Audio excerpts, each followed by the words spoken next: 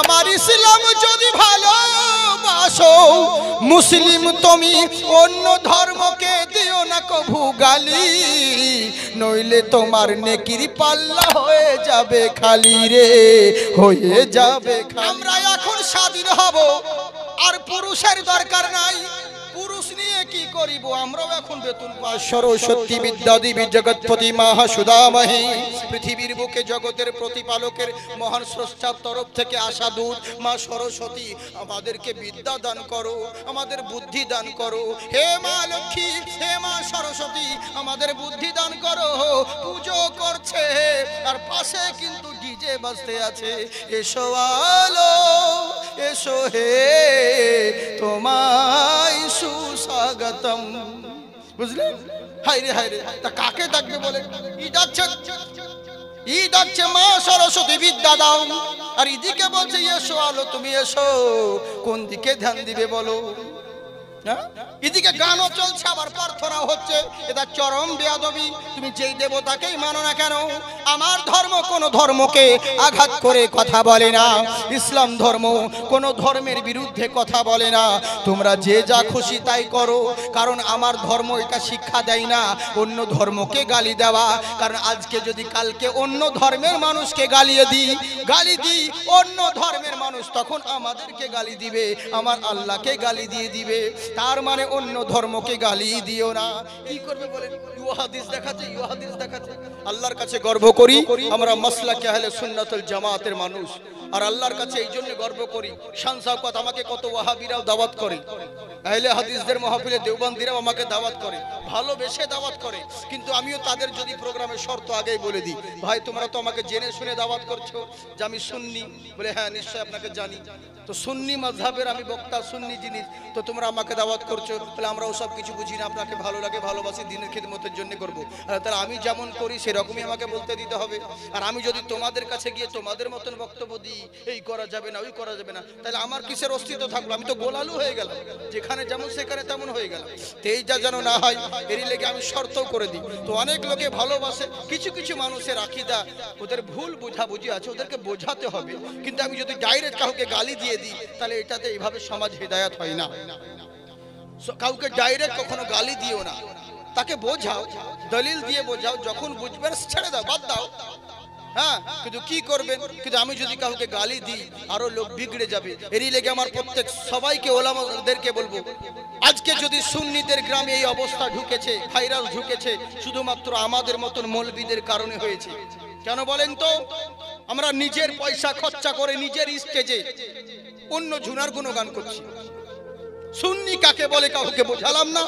আহলে সুন্নাতুল জামাত কাকে বলে, পীরপন্থী আসলে কি জিনিস, মাসলাকে আলা হযরত তো খুব নারা লাগাচ্ছি, এগুলো কি কাউকে বোঝালাম না। খালি বলে দিলাম অমুক ঝুনা এই করছে, অমুক ঝুনা ওই করছে, এর ওর পিছনে আমরা ছুটে বেড়াতে লাগলাম। এগুলো করা ভালো জিনিস নয়। হক কথা বলো, কিন্তু সুন্নিটাও মানুষকে বোঝাও যে সুন্নি কাকে বলে।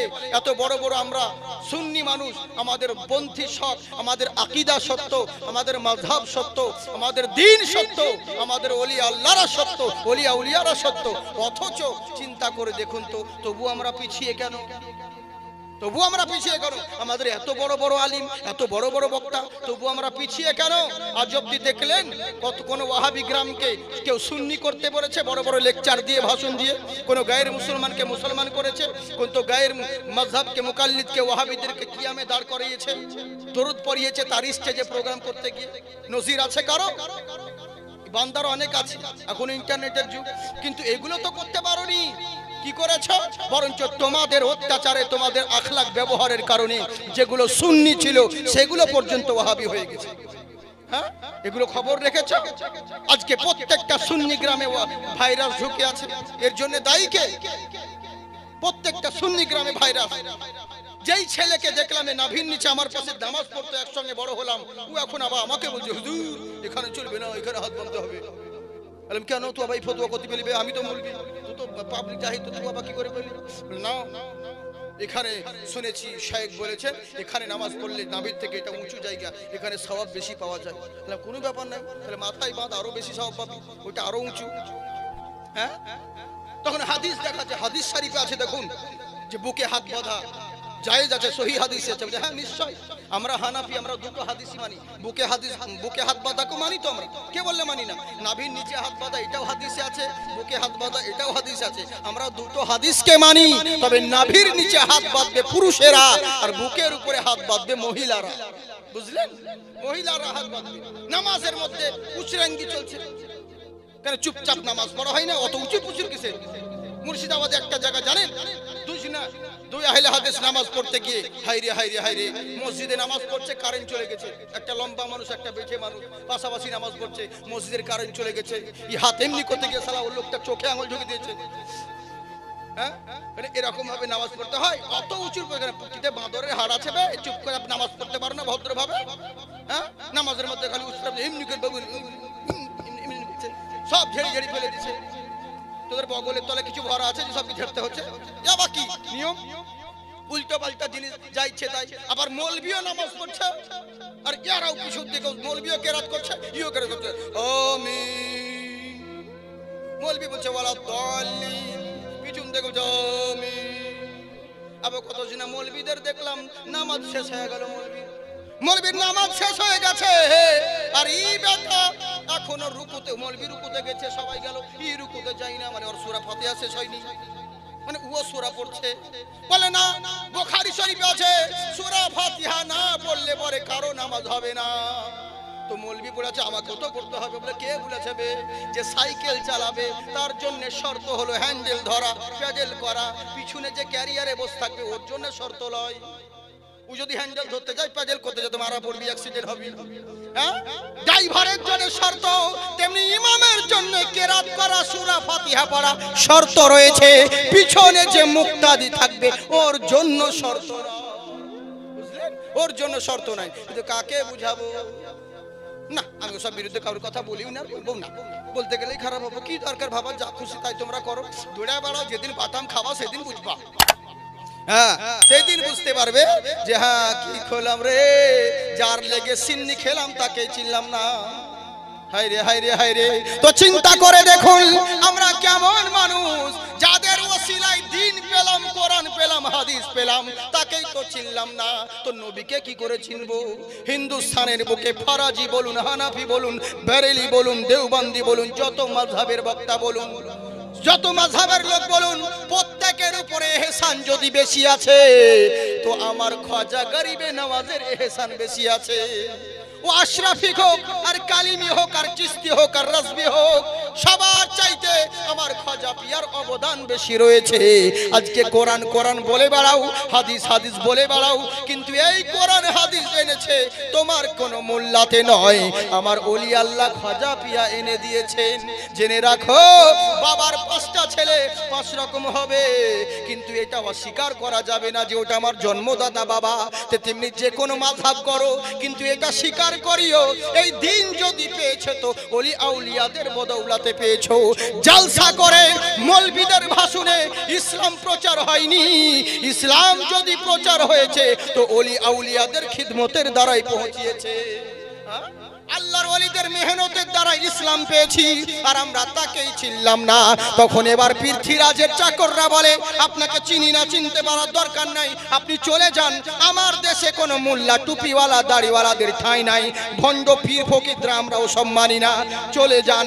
আমার খাজা বললেন বাবা এত রাগান্বিত হচ্ছ কেন? বলে কেন রাখবো না, কেন রাখবো না, আমার এইখানে উট বসে রাজার, আর তুমি এখানে বসে আছো 9 জন মিলে।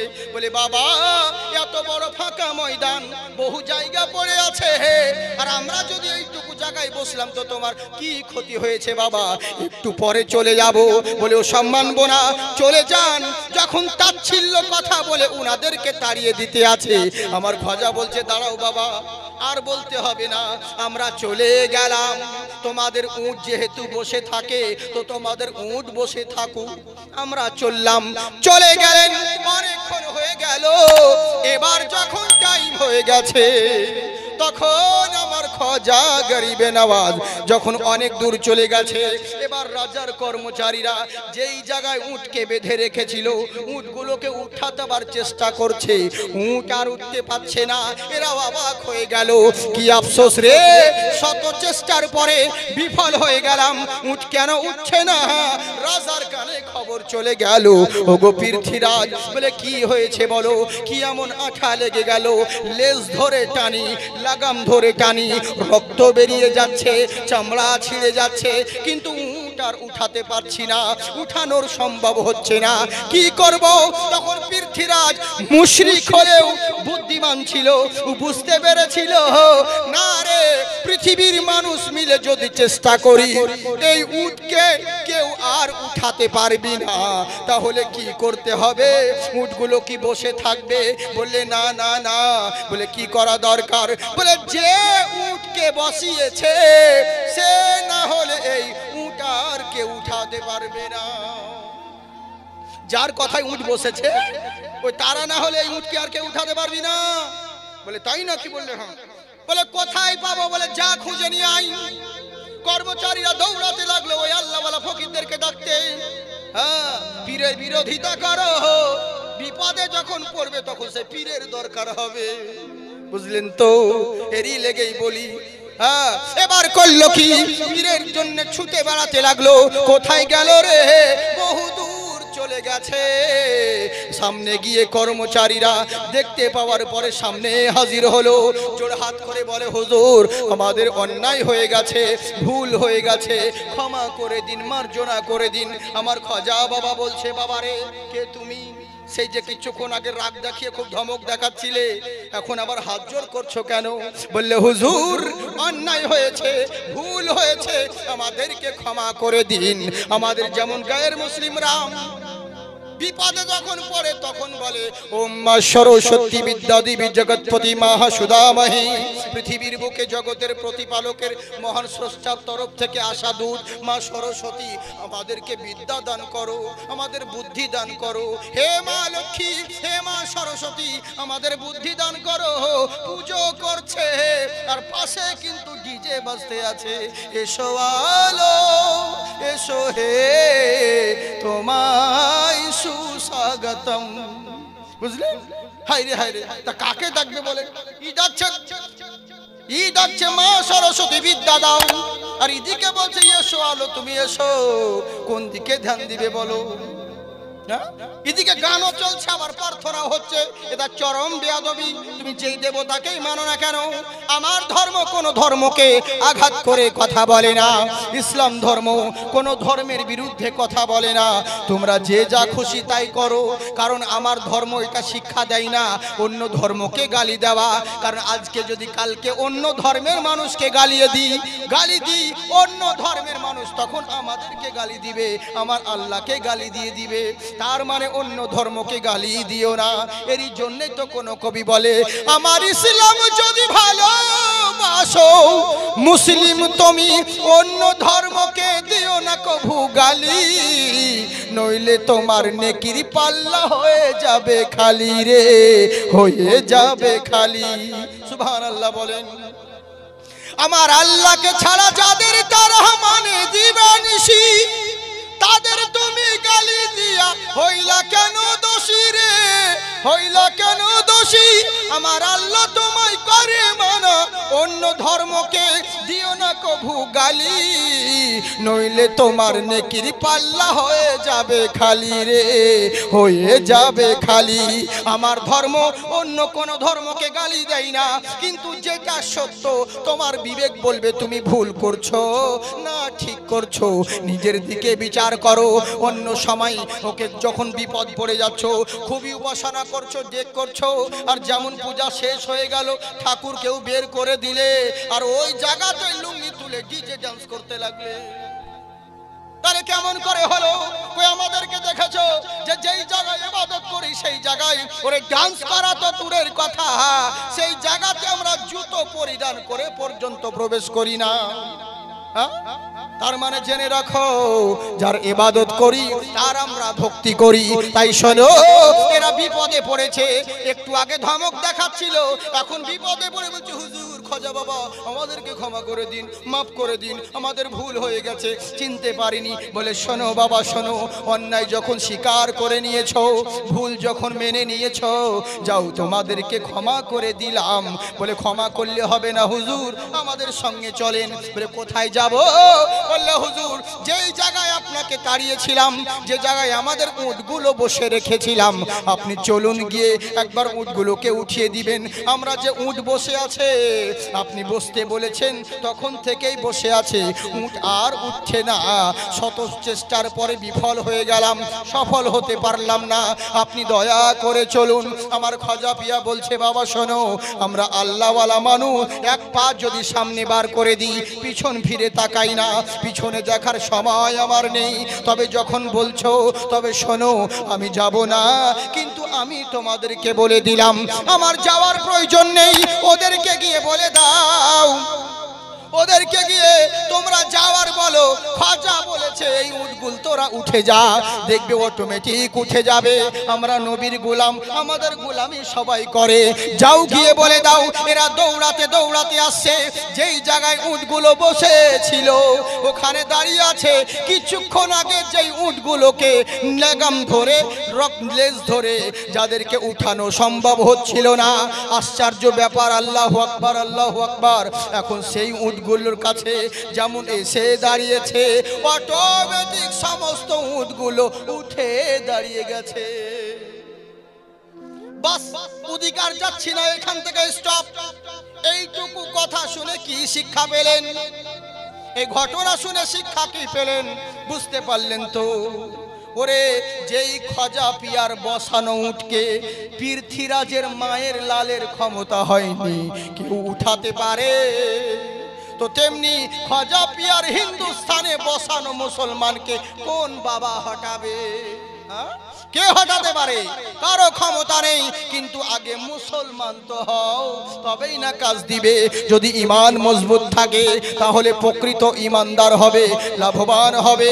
ঈমান যদি কমজোরি হয়ে যায় সবই বরবাদ হবে। সর্বশক্তিমান জিনিসের নাম কোনো বোমা নয়, সবচাইতে শক্তিমান জিনিসের নাম হলো ঈমান। তাই আমার ঈমানদার সাহাবী বললেন শোনো, আজকের পর থেকে রাত্রে বেলায় বাড়ির বাইরে কেউ বের হবে না। যদি বাড়ির বাইরে বের হও জিন্দা তোমরা কেউ বাড়ির থেকে জিন্দা যেতে পারবে না। যারা চোর ডাকাত ছিল এরা মুচকি মুচকি হাসতে লাগলো, বয়স্ক মানুষ আবার বড় বড় ভাষণ ঝাড়ছে। এখান থেকেই মনে হয় বলছিলাম, এখান থেকে বলছিলাম তো, হ্যাঁ ছেড়ে দি। বলবো আপনাদের বিরক্ত লাগে না? না যদি বলেন তাহলে বলবো, বলবো সবাই মিলে বলছে তো, একবার হাত উঠিয়ে বলেন আল্লাহু আকবার। কেন সবাই উঠেন না?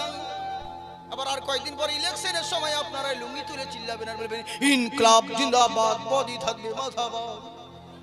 হ্যাঁ আমার তো এটা ডায়লগ আছে ভালো, প্রত্যেক জায়গাতেই বলি। লোকে বলে না জাকির সাহেব তুমি বলো আমরা বাদ যদি করো প্রতিবাদ, ভর থাকবে মুন্ডুবাদ। আমি বলি ভয় করি না বে, আমার জন্মস্থান মুর্শিদাবাদ। হ্যাঁ জিহাদ আল্লাহ আল্লাহ রসুলের নামে উঠে ওই হাতে কোনোদিন লাকুয়া পড়ে না। একবার হাত উঠিয়ে বলেন ইয়া রাসূলুল্লাহ, মাশাআল্লাহ, জিন্দাবাদ থাকুন, আল্লাহ আপনাদেরকে আবাদ রাখুক। তাহলে বলি নাকি আর 10 মিনিট বলি? আর কতক্ষণ বলবো? সারা রাত বাপের মাল পেয়েছে। আপনাদের মহাব্বত ভালো, জজবা ভালো, সোনামুখী, তবে আপনাদেরকে বিরক্ত করবো না বেশি। আমি ওই ধরনের বক্তা নয়, কেন শ্রোতাকে ডিস্টার্ব করবো? আমি জিজ্ঞেস করে করে বক্তব্য দিই। যদি আপনারা বলছেন বলে দিচ্ছি, তাহলে এখানেই মালাইনা ইল্লাল বালাগ করে দিতাম। তাহলে বলি নাকি বলো? আপনারা কত ভালো মানুষ গো, সত্যি। আমরা আশরাফুল মখলুকাত, আমরা হচ্ছি সর্বশ্রেষ্ঠ মানুষ, শুধু জুতো চুরি করি তাই, বাকি আমরা ভালো মানুষ। তবে জুতো হারাবে না, একটা ওজিফা বলে দেবো, বলবো?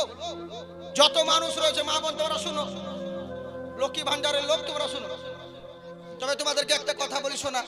সরকার অফার দিয়েছে, শুনেছেন খবর? 500 ছিল এখন 1000 করেছে। অত মেয়ে ছিল আমাকে আবার ডোজবেরি বলি মৌলবি খুব তো দোয়া করতে, জি আল্লাহ করে যেন না যাই না দেয়। দেখো আমাদের 1000 টাকা দিয়ে দিয়েছে। হ্যাঁ বহিন কেন বলতাম সেটা তোমরা জানবে না, জানের জ্বালাই বলতাম। কারণ 500 দেওয়াতে যদি তোমাদের এত পিক আপ হয়, 5000 টাকা পেলে এদের মতো স্বামীদেরকে তো 14 বার তালাক দিতা তোমরা। এরই লেগে জানের জ্বালাই বলতাম আল্লাহ টাকা দিও না, বন্ধ করে দেয়। মমতাকে এমন বুদ্ধি দাও যেন 1 টাকাও না দেয়। কারণ এমনিতেই মেয়েরা বলছে কি জানেন, আমরা এখন স্বাধীন হব আর পুরুষের দরকার নাই, পুরুষ নিয়ে কি করিব, আমরাও এখন বেতন পাই। বুঝলেন? এরই লেগে হ্যাঁ যাকে তোমাদের এই লেগে বলছি। তাই মা বোন দুঃখ করিয়ে না, কিন্তু একটা অনুরোধ করব তোমাদেরকে, একটু মন দিয়ে শোনো সোনামুখী আমার মা বোনেরা। কারণ প্রথম তোমাদেরকে অফার দিয়েছে সরকার, গাছে নতুন ফল হলে পরে মৌলবীদেরকে দিতে হবে, ফাতিহা করতে হবে। আগে মুরগিতে নতুন ডিম পালাছিল আমাদেরকে দিতে হবে, এখন কেউ দেয়। বুঝলেন? নিজে নিজে ফাতিহা করে খেয়ে নিচ্ছে, বিসমিল্লাহ বলছে কিনা তার গ্যারান্টি নাই।